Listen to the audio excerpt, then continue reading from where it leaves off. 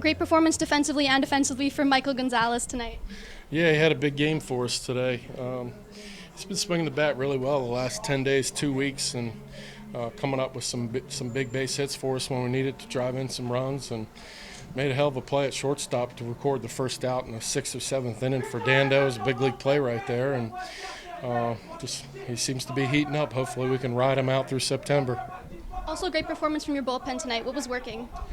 All of them and everything. You know, all of the guys are throwing strikes with more than one pitch. When your command is that crisp and you have the ability to expand the zone the way that Highland did and with Shimo, you know, they're out there making pitches right now, and it's a good thing because we needed all the guys. And happy for Zach Dando to get out there and in a tough situation in the 5th inning. It was a really, in my opinion, a big swing out, and I really wanted to leave Kyle in there to have a chance to be the winning pitcher of record through 5, but just felt like it was the best time to make a change and give Dando an opportunity to pitch in a game in an important situation. He's done a great job the last week of you know, kind of pitching mop-up relief, but we just don't want bullpen guys to have designated roles where these guys pitch in winning games and then certain guys pitch in losing games. You want to kind of keep these guys stimulated and give them an opportunity, and he came in and got some big outs for us, and Spank came in for one big out and finally got a left-hander. He's been scuffling in that role, but he got the left-hander that we needed to close out an inning. We rewarded him with a couple runs, and wouldn't you know, he's the winning pitcher today. How big was it for Kyle Anderson to get out of that jam in the first?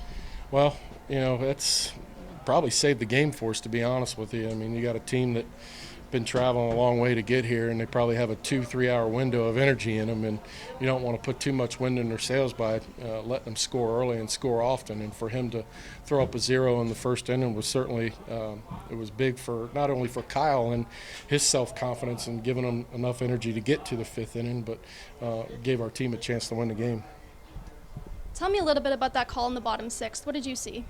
I saw the left fielder not catch a ball cleanly, and an umpire seemed to me like he was slightly out of position where he couldn't see it really well, and it changed the game drastically, and unfortunately, you know, kind of put us in a little bit tighter situation. We were looking at 2nd and 3rd with nobody out, and still the heart of our order coming up down by a run, and you know, sometimes something like that can deflate your team a little bit, but the guys kept coming back and still grinded, and we've done a good job of that this year, playing for 27 outs, and you saw that today. Mike O'Brien starts for you tomorrow? Yeah, Mikey's going to pitch tomorrow. He looks really good. He's been struggling with a really bad cold, and he was fighting it a little bit down in Fargo, not feeling so well, but he's got some color in his skin. He looks good. He's smiling, and hopefully that means he'll give us a good, solid outing tomorrow. All right, thank you. All right, thanks. Tremendous ball game tonight. You guys never quit. As a team, you never quit. You got to be pretty proud of everybody in that room. Yeah, I mean, like you say, you know, our team has been like that the whole year. You know, we don't give out, you know, at bats. We don't give out innings, you know, because that's, you know, give us the chance to, you know, to fight for the game. You know, at the end of the day, you know, we'll see what the result is. You know. You had to come up late in the ball game, down 3-2, runners in scoring position, 2 out. What goes through your mind at the plate? What's your plan up there? I mean, you know, my plan every at bat is try to hit the ball up the middle, you know. I mean, he let me change it up. I was be able to hit it, you know. I'm glad that, you know, the double, you know, I got the double, and we scored 2 runs so we could, you know, win the game. You make it sound pretty simple, but generally 2-out game-winning RBIs don't happen all that often. What was going through your mind at the plate?